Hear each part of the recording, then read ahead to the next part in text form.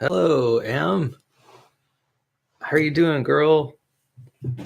Good morning. It is the 24th of December 2018 today. And I want to wish you a Merry Christmas Eve. It is Christmas Eve. And the year is nearly over. This is almost the end of 2018. The winter solstice has passed. Days are now getting brighter and brighter. So glad about that. And I'll have you know that usually I'm sort of taken for a loop when it starts getting a lot darker than normal. But this year, I've almost not noticed it at all. I mean, I've certainly noticed it, but it hasn't had any kind of deep psychological effect like it's had in the past. So I'm so pleased about that. It's almost as if it doesn't matter about how much daylight and nighttime I'm experiencing lately. Now I'm noticing it, of course, but it's not affecting me in any serious way. And so I'm glad it's not affecting my life in any way. I'm still continuing to do amazing things every day, all day. and uh, and the dark is not playing any kind of significant factor. So, wow, that is great. And so I'm really glad about that. Really glad about Christmas coming. I just thought for a moment about how Solvang is a great place to experience the Christmas season, and how maybe I'll take my camera out to Solvang. I've got a new Canon M50 mirrorless camera. It's an awesome camera, very high resolution, like 24 megapixels, something like that. And I'm gonna have to go out and to an outing, maybe tonight or tomorrow on Christmas Day, and take some photographs of the area and just get all Christmased up. Maybe I'll go to the Christmas shop. By the way, I've been overdosing on Christmas for the last month and a half, and have really been enjoying this Christmas season and everything that it has to offer. I've been observing all the Christmas trees with the various multicolored lights, and just enjoying everything about it. Everything from pumpkin pie spice products that I get from the grocery store. And in fact, today was a red letter day. I'm so proud of myself. So today I made biscuits for my breakfast, which I know for a lot of people that may not be a big deal, but for me it's a very big deal.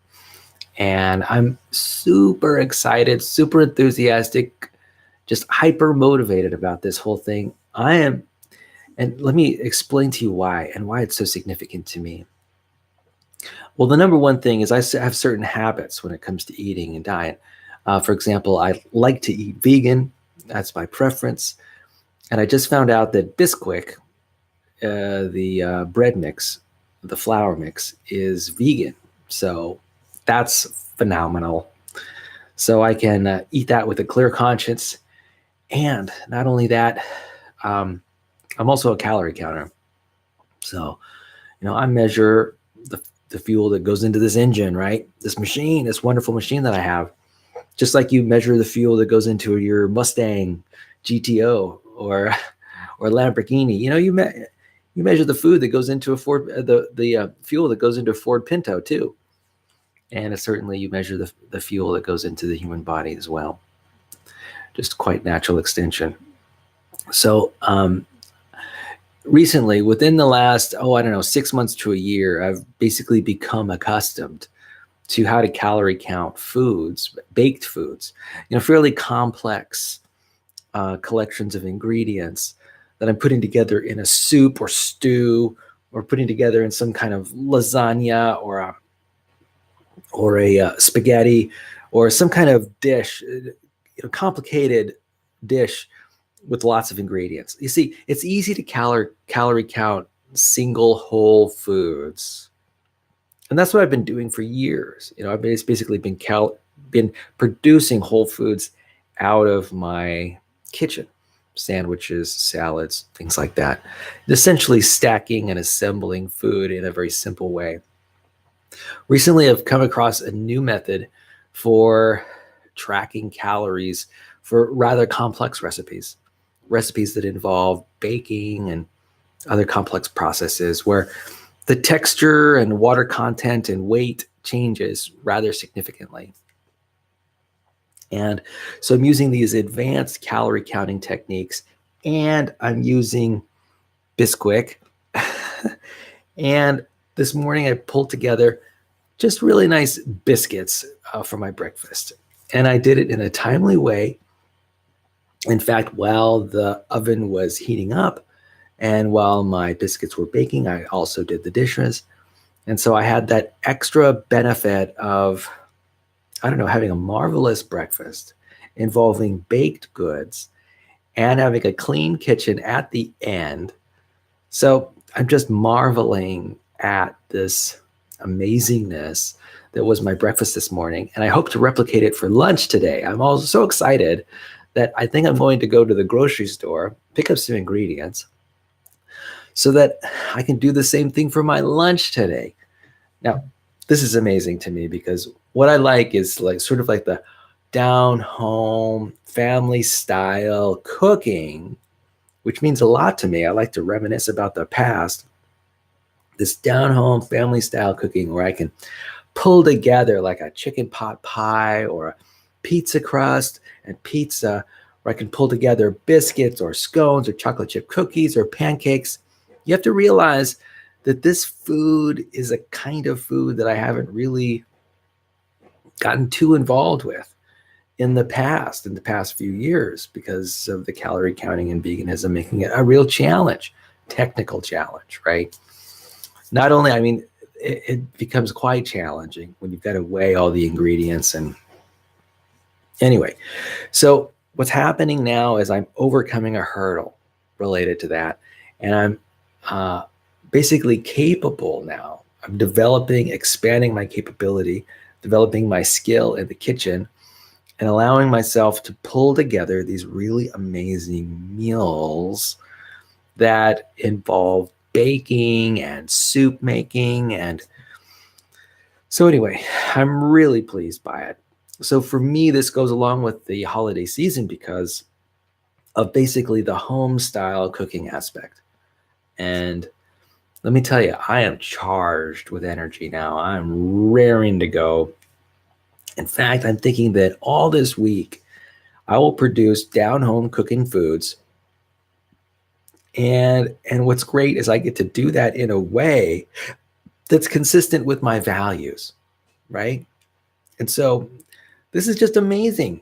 It really is. I'm so pleased by it. So as you can tell, I'm feeling rather energized by it. And I just had to get it off my chest and talk about it because I'm so excited about it.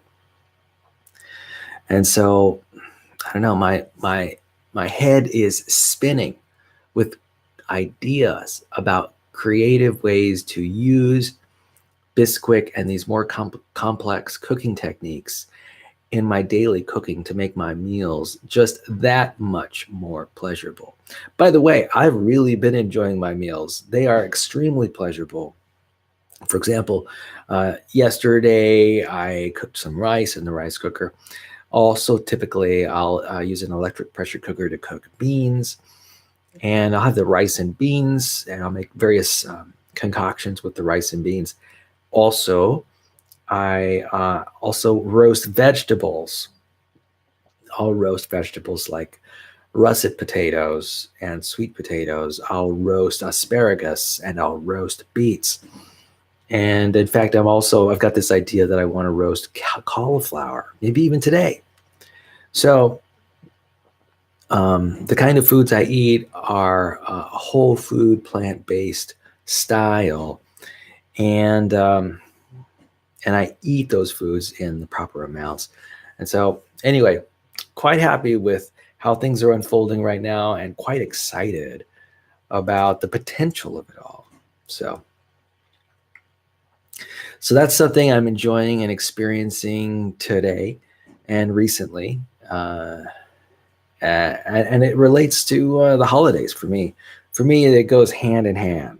This family style cooking and the holidays, they're a perfect match, right? A great combination. So that's part of me enjoying the season. Yeah. Oh, and by the way, I'm using a lot of cinnamon spice. Yeah, I have oatmeal almost every day for breakfast. And I'll tell you what, there's something about the cinnamon spice, which is just, it goes with everything. I could just pour cinnamon on my sweet potatoes. I can even put cinnamon in my coffee. Have a nice cinnamon spiced coffee along with some hazelnut flavor. And I am in seventh heaven, let me tell you. And also, I've also been experimenting with rice and cinnamon. So I'm using like a coconut cream with rice and sugar and cinnamon and heating that up and making this. It's sort of like a rice pudding of sorts. It's very dessert like, very enjoyable, very sweet and spicy, very seasonal for the Christmas season. And I've been getting a lot of pleasure out of using cinnamon and experimenting with it in my cooking. So anyway, another aspect of me enjoying the season. Another thing I did this morning is I reaffirmed a commitment to read 30 minutes a day. Yeah. I think that reading is fundamental. Reading is important. And it's important to maintain a habit of reading. And so one of my commitments this week, for the full week, is to read for 30 minutes a day. Now, I know that sounds like, maybe to some extent, it sounds like an easy goal, but it's really not a very easy goal because, in daily life, I don't know what it is about daily life, but it's very easy to set aside and ignore reading. And you do it so many times, you forget about how enjoyable it is, how valuable it is, how essential it is to maintaining proper mental health, and how essential it is to learning and sort of reinforcing the love of learning. Mm-hmm. Yeah. And reinforcing also sort of I don't know, just the ability to focus and learn and enjoy one's life in a quiet way. I think I think learning could go a long way toward enriching people's lives, bringing meaning to people's lives, bringing more joy to people's lives. And I'm so pleased that I'm sort of reimagining how to ensure that I do this task every day. Yeah. So very good.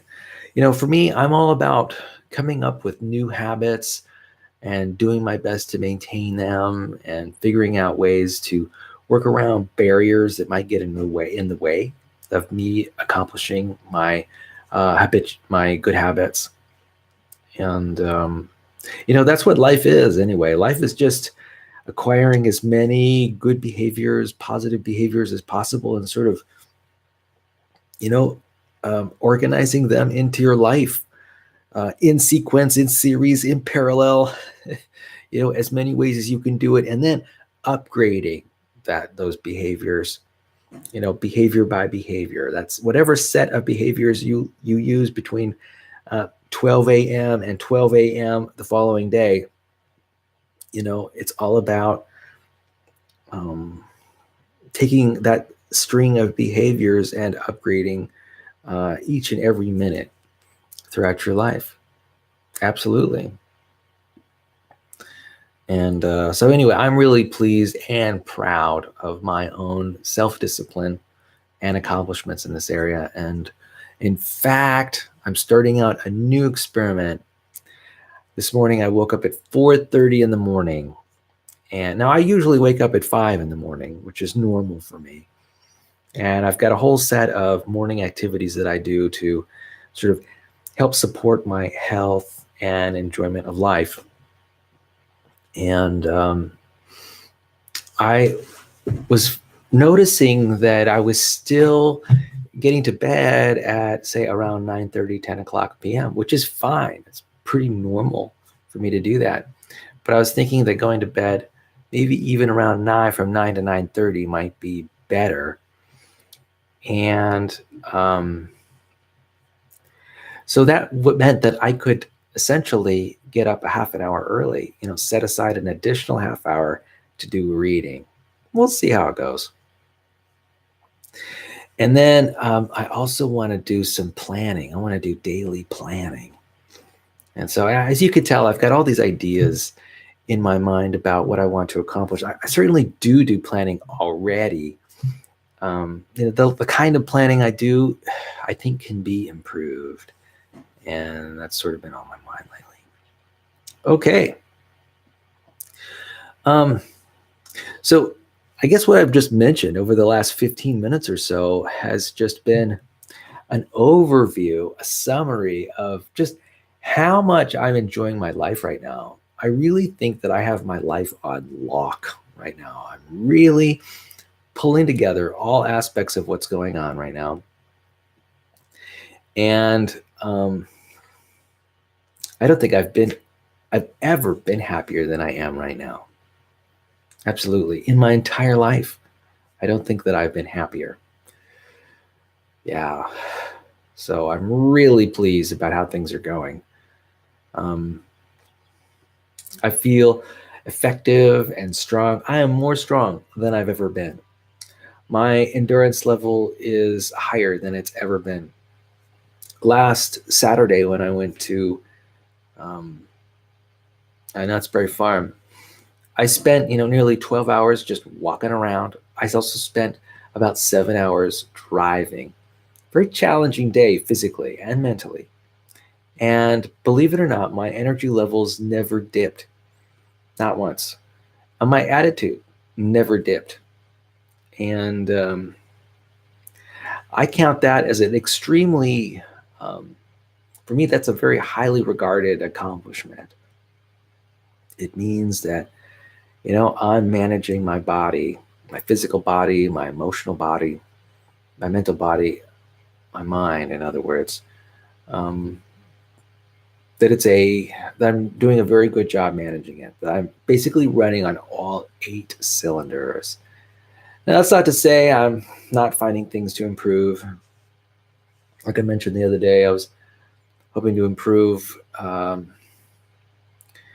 well I eat when I'm at theme parks. And I've got a plan for the next time I go to a theme park. So that's good. I'm shooting for stuff. I'm hopeful, in other words, to make some improvements. Otherwise, overall, I'm doing great. Doing phenomenal. I've got a nice clean home, nice warm home. And now I'm instituting more baking during my day. And yeah, I'm just extremely proud about how things are going right now and extremely happy. That leads me to a point, Em. I care about your mental health. I want you to be happy and exude happiness in your life. I want you to have meaning and purpose. I want you to live a life of passion and enjoyment. And one of the things I'm aware of about how the human mind works is how it's quite often prone to judgment, quite often prone to storytelling that can be on the darker side. And I want to give you some hints and tips and tricks about how to avoid that kind of gripping storytelling that human beings are prone to. As you grow older, you begin to see sort of like the whole expanse of the mind and how the mind operates in time as you become more familiar with how your mind works and how it approaches certain subject areas. Some areas are hurtful, and your mind tends to dwell and get wrapped up in those painful stories, right? Lots of emotional pain perhaps could be surrounding these stories, and you might dwell on them.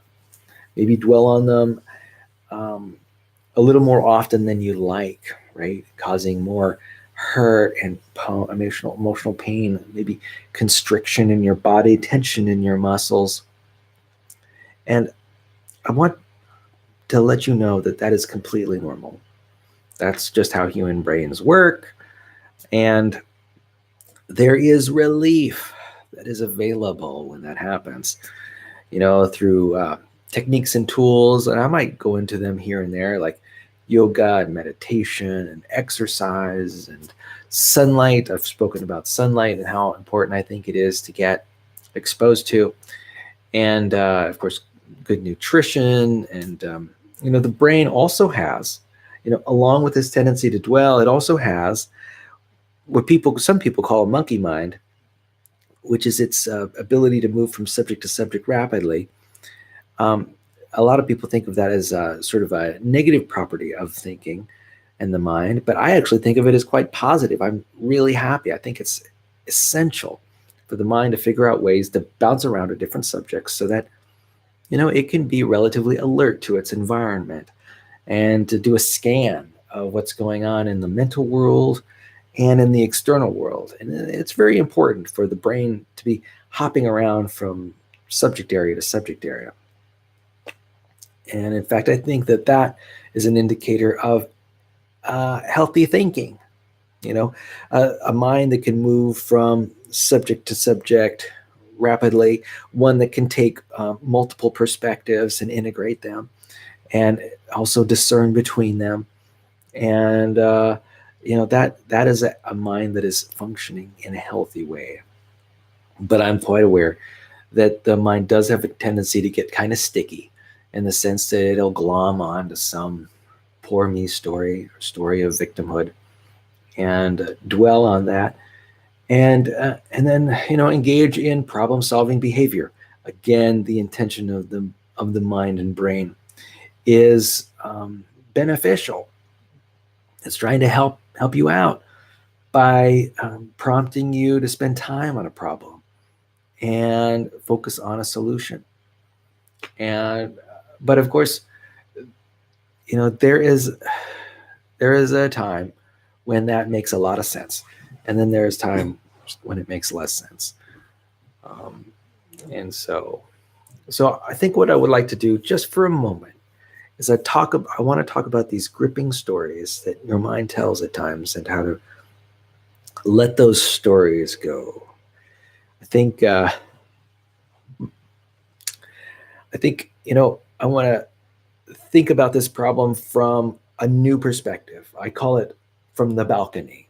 This is a higher level perspective. Maybe it's a third person perspective, where you're, say, looking upon yourself or at yourself while you are in the grip of a certain story that your mind is telling you.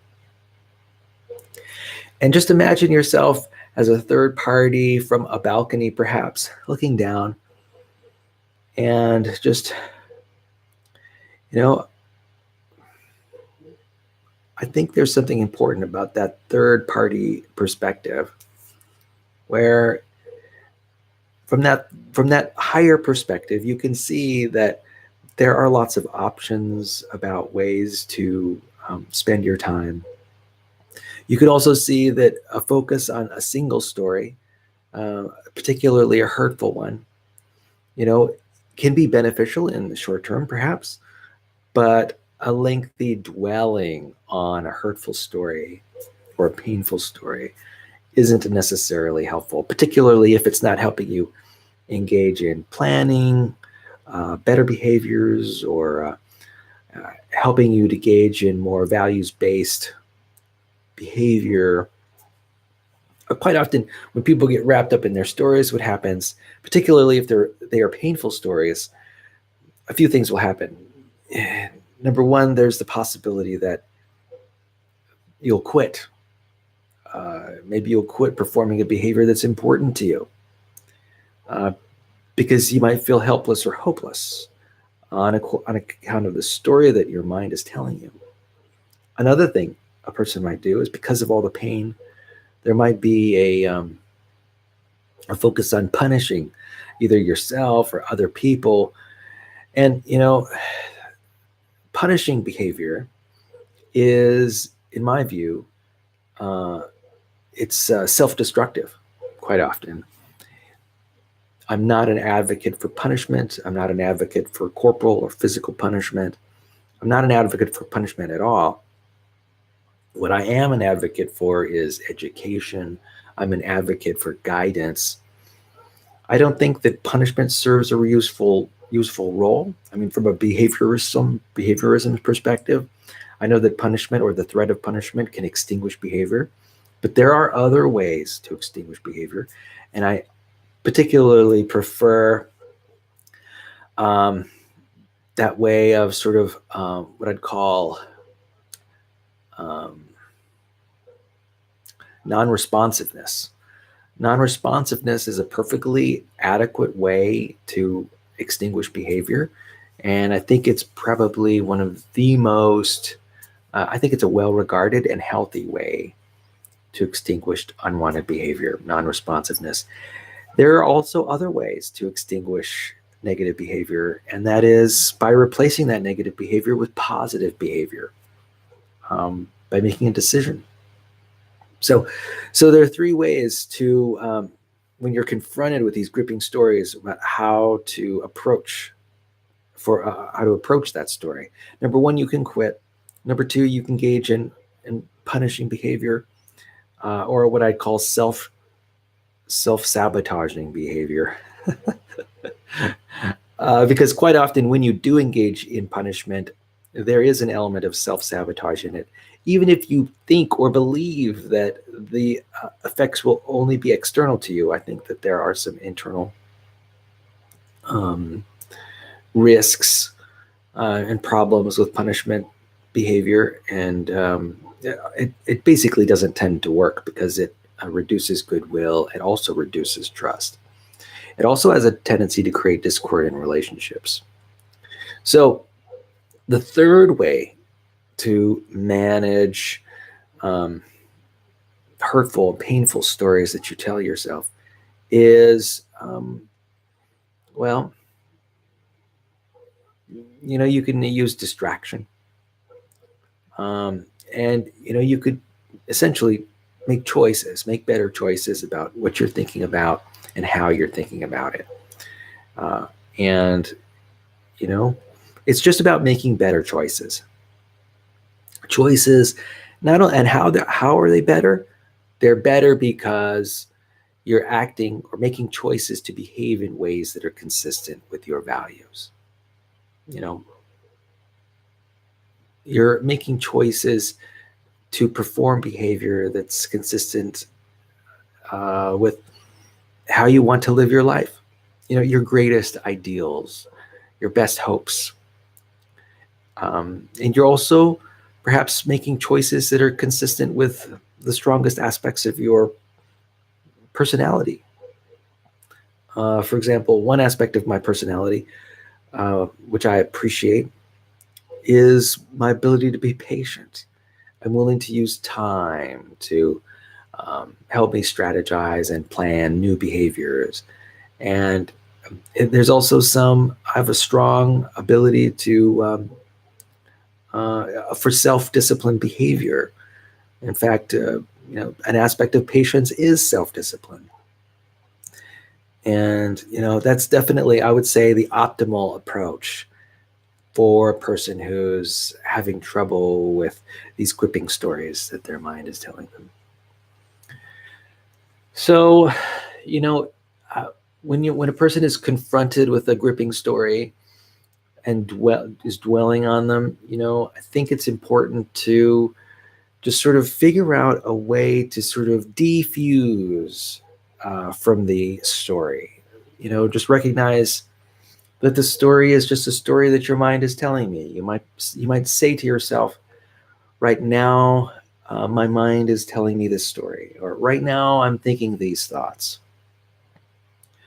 I am thinking this.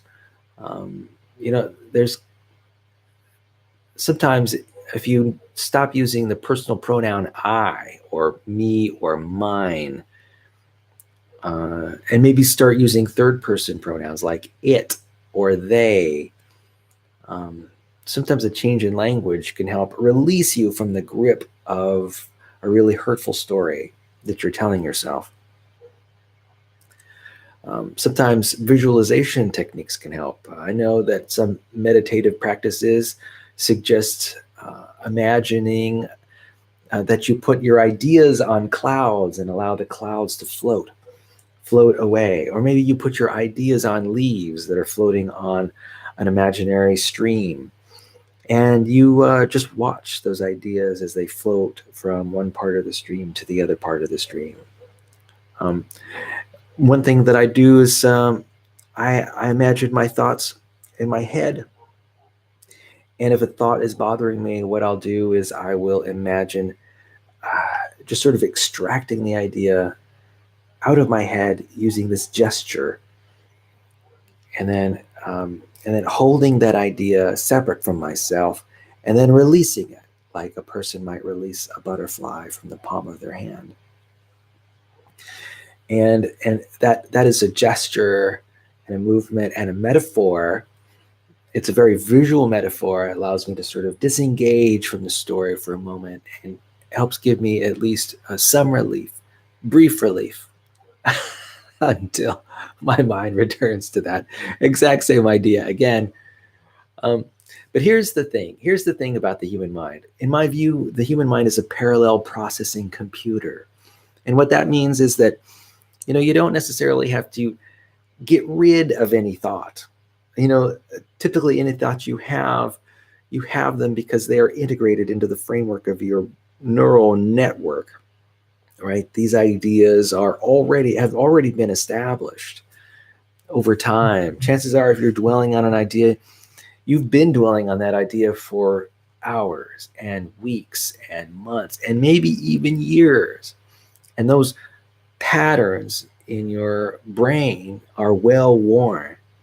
And there's really nothing you can do to get rid of the pattern. The pattern is basically there. You'd have to completely extinguish putting energy into that thought pattern for it to go away. And even then, it might take forever, decades for you to totally forget it. So the idea is not to delete the ideas from your mind, to delete these gripping stories from your mind. My view is that they cannot be deleted, that there will always be a whisper of those ideas in the back of your mind, ready to take control of your attention. So if deleting the idea is not a solution, just because it's not physically or biologically possible, then what are possible solutions? Well, there's reframing. There's cognitive restructuring is another synonym for it. But, sort of coming at the situation from a different perspective. It's about being flexible. It's about being emotional flexible. It's about emotional flexibility. It's more like a flexible thinking, where you're able to look at a certain story from different sides, different perspectives. It's that analytical part of the mind that, in fact, I have a really strong analytical personality strength. My mind likes to sort of take an even-handed approach to every idea that it's confronted with. And perhaps maybe that's why this kind of approach is so meaningful to me, so effective for me, and maybe why even psychology is so important a tool for me to use. It's because it is sort of works in harmony with my signature strength as a person and as a thinker. So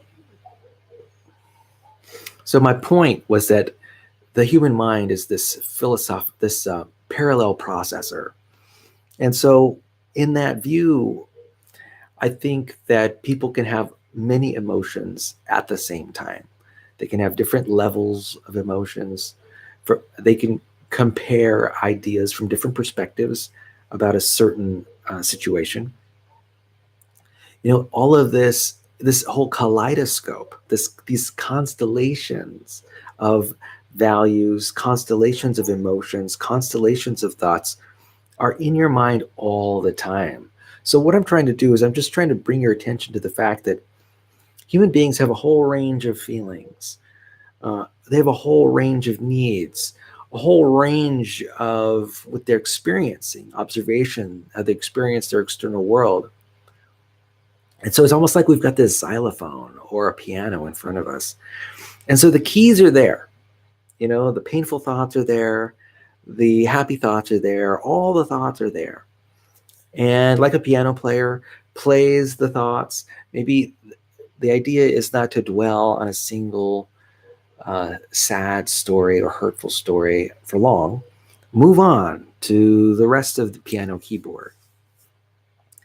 And, recognize that the keys are present all the time. That whole string of emotions, I know I've felt many, I have felt in a significant situation when it happens to me, I've definitely felt a lot of feelings, all at the same time. It's possible in my mind to be happy and sad at the same time, to be angry and fearful at the same time. And I almost have the view that we have all of these emotions all the time simultaneously. And which means that even now, say in the present, when I'm feeling pretty equanimous right now, that in a moment, in maybe a microsecond's time, I could have terrible anger and I can also be experiencing deep inner joy. I actually do happen to think that these emotions are ongoing and energetic every moment of our lives, just because of the parallel processing nature of our mind. And I also think that our needs are all there. They're just laid out on like a piano keyboard. And the needs are present. They're continuously present. And some draw our attention more than others in a moment. But then the very next moment, there might be others drawing our attention. So I also think that people exhibit their personality characteristics, their strengths, also at the same time. It's just continual, like again, like another keyboard that is for every piece of behavior that you're expressing. I think there are elements of patience and elements of attitude, elements of love, whatever your personality strengths are, humor perhaps, or that. I think that basically all behavior, you're sort of exhibiting various aspects of that behavior at the same time, for just various levels. So I actually have this very complex view, this very parallel processing view of the human mind and what's going on. And that is actually serves me quite well, because basically I have access to experiencing, every emotion at any time, or all emotions all the time, or any needs or longings. I can recognize both met and unmet needs on my keyboard of needs. And I can move up and down the keys as a piano player, and and I recognize that sort of playing a certain set of notes, one or two notes again and again and again and again and again, is somewhat less compelling. It's less compelling, less desirable than playing the whole range of notes in time. With moderation, right? With moderation as sort of the recipe for building the song of your behavior. So, I think that's actually a pretty good metaphor for what I think about the mind, and how it's also an apt description of what I think goes wrong when people feel bad. You know, when what goes wrong when people feel bad is that they're playing the same two notes over and over and over again, and it the music, it does not sound as sweet. and and what's great is that every note is represented. See, I'm not, there's this idea of valence when it comes to emotions, this whole idea of bad and good emotions and avoiding the bad, and going toward the good emotions only. You know, I don't like the idea of valence when it comes to emotions. That is, the idea of good and bad emotions does not square well with me, because I think there are benefits. There are good reasons to be angry. You know, it helps you, anger, for example, helps you stand up for yourself. It helps you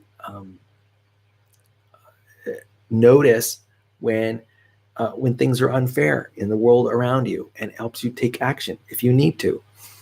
And so there is a place for anger, or say the low notes on your piano keyboard. And it would be tragic if somehow you were super successful in deleting those notes from your music. The point, though, is just not to dwell on playing only the blues, right? You know, and and I'm also here to say that physiologically, biologically, it is impossible not to play all the notes on the piano. That's what I'm here to say. And but I think sometimes we can get confused. We can become mistaken about the kind of notes that we play, the kind of notes that we ought to play, the kind of notes that we typically or habitually play. You know, sometimes we make judgments about how we play the notes on the piano. And so I just want to, for me, this metaphor hopefully produces a correction to those ideas.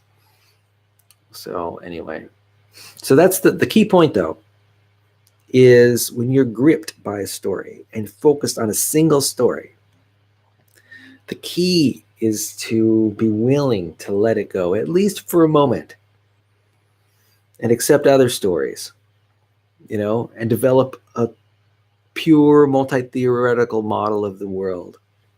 I've spoken about multi-theoretical models before, about how in science we've got a theory of gravity, a theory of quantum mechanics, a theory of thermodynamics, and how those different theories, we have not aligned them into a giant single theory of the universe. Not yet. And we may never be able to align all those theories. Now, of course, we might. I actually have high hopes that, say, within 50 years, we'll have a unified theory of the universe. And if not 50, then 150. And it's going to happen. It's going to happen. We're not there yet. But eventually, we'll be integrating the law of gravity with the law of quantum mechanics. And I look forward to that day. I'm quite confident that such a theory does exist. So, what's my point? Oh, my point is the validity of the multi-theoretical model. The multi-theoretical model is important. It's important to have multiple perspectives. In fact, in my view, multiple perspectives is a sign of maturity. You know? So anyway, I guess I'll move on to the next subject, but I think I put those ideas across pretty well. So my next segment is, I thought I'd spend some time talking about this textbook philosophy, The Power of Ideas. I was shuffling through the pages and I noticed that there was a nice little point, a portion here about David Hume.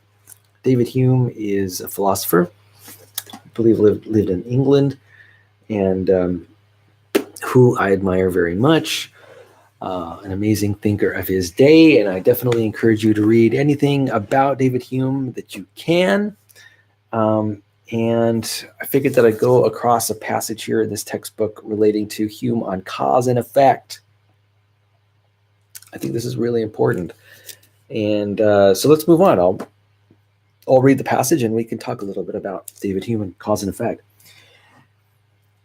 Because any inference from the existence of one thing to that of another is founded, according to Hume, on the relation of cause and effect, Hume analyzed that relation carefully and discovered that experience reveals no necessary connection between a cause and an effect.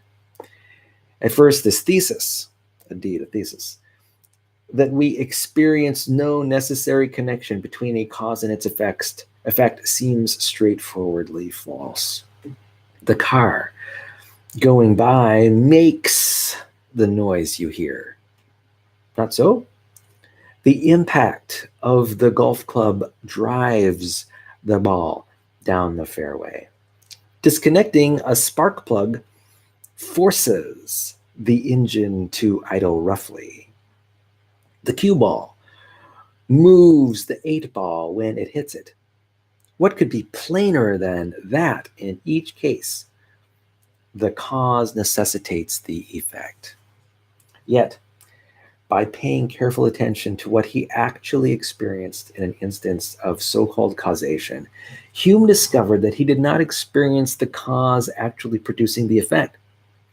His experience of supposed causation, he discovered, consisted at best in awareness of the nearness of in space and successiveness in time of the cause and effect, along with recollection of a constant conjunction of similar things in past experience. You do not really see the cue ball moving the 8-ball. What you see is just a sequence of events. First, you see the cue ball in motion, then you see it hit the 8-ball, and then you see the 8-ball in motion. And though you recollect that there is a constant conjunction between the cue balls hitting another ball and the other balls starting to move, you do not experience any necessity in the other balls moving. Therefore, Hume wrote, necessity is something in the mind, not in objects. In short, Hume observed that there is nothing in any object considered in itself which can afford us a reason for drawing a conclusion beyond it. Effect, he wrote, is totally different from the cause and consequently can never be discovered in it. And here's an excerpt of a quotation. When I see, for instance, a billiard ball moving in a straight line toward another, even suppose motion in the second ball should by accident be suggested to me as the result of their contact or impulse, may I not conceive that 100 different events might as well follow from that cause? May not both these balls remain at absolute rest?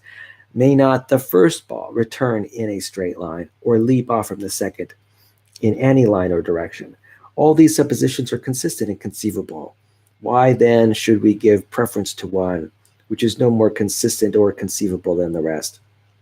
All our reasonings a priori will never be able to show us any foundation for this preference. Further, according to Hume, even after we observe a frequent and constant conjunction between a cause and effect, there is no rational justification for supposing that that conjunction will repeat itself in the future. Here, for example, you have experienced a constant conjunction between flame and heat. Are you not then rationally justified in supposing that future experience will show a similar conjunction between flame and heat? Can you seriously doubt that this supposition is rationally justified? Well, Hume's answer is that it is not rationally justified. If you say that the next flame you encounter will be accompanied by heat, it is because you suppose that the future will resemble the past. Indeed, all reasoning based on present and past experience rests on the supposition that the future will be like the past. But that means Hume saw in a flash of brilliant insight that the supposition itself cannot be proved by an appeal to experience. To attempt to prove the supposition by appealing to experience he observed must evidently be going in a circle. It is hard to exaggerate the significance of this finding, as a moment's thought will show. The fact that all inference from past and present experience rests on an apparently unprovable assumption that the future will resemble the past leads to skeptical conclusions, even more sweeping than Hume, for the most part, was willing to countenance. It means, for instance, that most or much of what we think we know, we really do not know. Will food and water nourish you the next time you eat and drink? Will our names be the same this evening as they are now?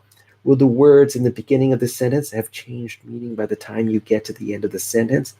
Evidently, the answers to these questions, although seemingly obvious, are mere assumptions that we cannot really know. Perhaps you can understand why, in the conclusion of the book, A Treatise of Human Nature, Hume reflects on what he has written shows that the understanding, when it acts alone in accordance and according to its most general principles, entirely subverts itself and leaves not the lowest degree of evidence in any proposition, either in philosophy or in common life. Thus, Hume says, he is ready to reject all belief and reasoning, and can look upon no opinion even as more probable or likely than another. This skepticism is not modified. It is uncompromisingly total. Now that you have looked at the philosophy of David Hume, you will perhaps see why we have given this book the title it has. If Hume's ideas are correct, then must we not in the end despair, as Cratylus did, and watch the world from a distance, merely wiggling our fingers? Okay, that's getting into another subject. But this is an important idea, and I really value it. Thank you, Hume, genius that he is. Essential. This extreme skepticism is really foundational to science. Foundational and necessary, and is part, in my view, the virtue of science. You know, skepticism is essential, and as your father, I would like you to develop and sustain an extreme skepticism about the world and the ideas that are presented to you. And certainly, I think having this idea of human mind, this extreme skepticism, can be of significant benefit to you. I think it can also be the source of amazing discovery about how the world works, and can help you sort of avoid a lot of ideas in our culture and in the world that can be a problem, you know. So anyway, this extreme skepticism, I view it as a gift. Thank you very much, David Hume. Essential to rational thinking. And perhaps, Emily, you'll find it interesting to go in and to start thinking a little bit more about David Hume. He's got a lot more ideas than this that are challenging and available in philosophical texts. I really like this idea about sort of the connection in time and space between two behaviors, and this basically this theory about causation and how it's not necessarily what we think it is. Anyway, I think it's very valuable. I'm really pleased that I was able to share that with you. All right, so let's move to another topic, from extreme skepticism to something else. How about a question and answer period? Let's find out what the next question we have to answer is during our Q&A period here. Okay. Okay, question number 74. When something is funny, do you usually laugh raucously, hiss, snort, chuckle quietly to yourself, or smile and nudge the person next to you? Okay, I'm sure I do all those things. At least I've done them on one or two occasions. So yes, I chuckle and I snort.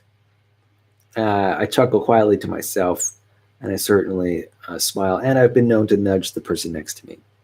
So I've done all those things. Um, it depends on how funny the joke is, right? That will sort of dictate or cause my laughter. Um, so I really can't say in advance what particular behavior I'll choose. A lot of it depends on the context and the joke itself and how funny it is. So, but yeah, I do laugh at jokes. Is that the answer to this question? I do laugh at jokes. Question number 75. How important is it that you that people remember, spell, and pronounce your name correctly? Why? My answer is it's not important to me at all. Let me tell you, when someone tells me my name but mispronounces it or maybe tells me the wrong name, I'm happy. I'm happy they made an effort. They tried to get to know me. They tried to know my name. They might have memorized it, and maybe they just didn't know how to pronounce it. Hey, I think I've got a fairly challenging name. Miguel is not necessarily a common name. I mean, it is actually quite common. There are a lot of Hollywood artists and musicians that happen to have my name, or I actually share my name with them. And my last name, Trujillo, is also relatively uncommon here in Southern California, more common in northern New Mexico and southern Colorado. But, I really don't care. It's not important to me. It's just a label, right? It's just some kind of title that was bestowed on me as a young age. It may or may not have anything to do with me, but it is convenient. Essentially, it's a handle, right? It's like a mug handle, right? This is how I can be addressed if you want to address me. And that you even made an effort, that you tried to pronounce my name properly, or that you tried to use my name at all in conversation, is something that I find agreeable and enjoyable. And I'm relatively proud of and honored that you even made an attempt to get to know me or address me in a formal way through using my name. So great. Couldn't be happier.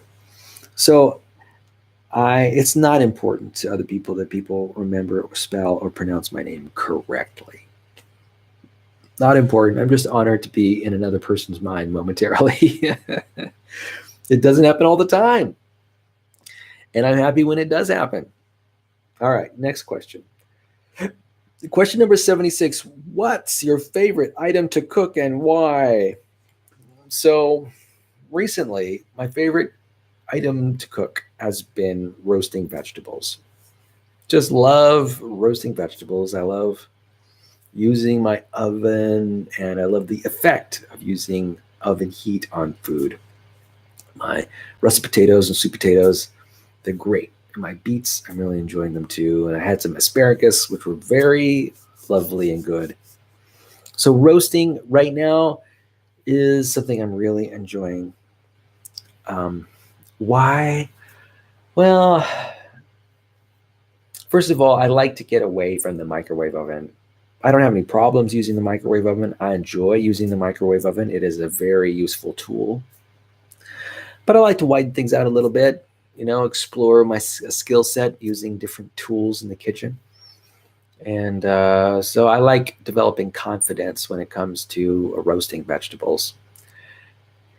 And it's just starting today, though, I have really gotten excited, as I was talking about earlier in my message. And that was cooking using Bisquick or using, cooking bread, basically.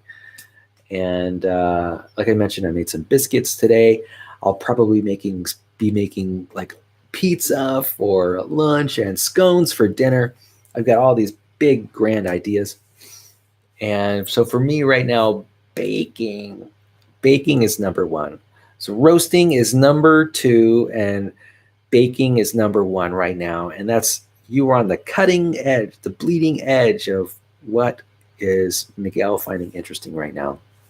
So it used to be roasting, but now it's baking. So, and why? What do I love about baking? Well, first of all, you know, I tend to buy or purchase a lot of my baked goods. I purchase my tortillas, I purchase my muffins, I purchase granola bars, I purchase a lot of stuff from the store. I recognize that a lot of this food is like manufactured in a factory somewhere by food scientists. And while I appreciate the hard work that they do, and I'm really grateful for the good food that they produce, that I enjoy eating so much, I'm also intrigued and am wondering about my own ability to produce baked goods. Wouldn't it be wonderful to produce flatbreads, to produce my own sandwich breads, to produce biscuits, to produce scones, to produce, I don't know, anything from cupcakes to brownies and flat cakes? Wouldn't that be amazing? Wouldn't that be amazing to make cookies anytime I want out of my own oven? To me, I like that idea because, it reminds me of how skilled I am. It reminds me of my abilities. It helps me develop self-esteem. Yeah. And anyway, right now, baking is my favorite item. Now, actually, the question specifically asks, what is my favorite item to cook? And my favorite item to cook is pretty much whole russet potatoes with skin on. I roast those. I really love roasting those potatoes because I love potatoes. I love potatoes. Love potatoes. Now, that has changed. The answer just of today is now baking breads. So again, you're on the bleeding edge of what's interesting to Miguel right now. So yeah, baking bread, making muffins, making biscuits. I guess biscuits is a more accurate description of what I enjoy making right now. So Emily, I'm going to wrap this up. I just want to say thank you for deciding to spend some time with me. Thank you for endeavoring to know more about me. My presentations are earnest, they are truthful, they are authentic, they are what's going on in my mind right now. My presentations are unscripted. And these are all examples of how much I care for you and value you as my daughter. I produce these films, these movies, so that we can, with the stated intention of developing more connection between us, more intimacy between us, more knowledge, and that we have and that we can share, and where I can tell you a little bit about my experience of life, my history, my understanding, so I can pass that down to the next generation, which is you. And so just really pleased to be a part of it. Thankfully, Google and Microsoft and YouTube have come together. Thank you very much thank you, the technology companies. Thank you, this mass technology, this time of mass communications and telecommunications exists so that I do have this ability for me, it's like this, it's an amazing miracle that I can sort of collapse time and space and use this technology to get a message across that's important to me, that is meaningful to me. And I love it. I feel so honored to exist in a world like it is today, and to do it with such ease. Again, is spellbinding, really miraculous, and incredible in the fullest sense of the word. And so anyway, happy to be here. And I'm looking forward to the rest of the day. It's still really early in the morning, and I've got the entire day to conquer and do a lot of baking. I'm going to bake like a crazy person today. I'm going to be making scones and pizza crust, and I'm just going to be going to town in the kitchen. And so I'm loving my Christmas Eve. I hope you enjoy your Christmas Eve. I hope you also fully enjoy your Christmas Day tomorrow. Merry Christmas and Happy New Year. And I'll talk to you tomorrow. Bye-bye, girl. Peace.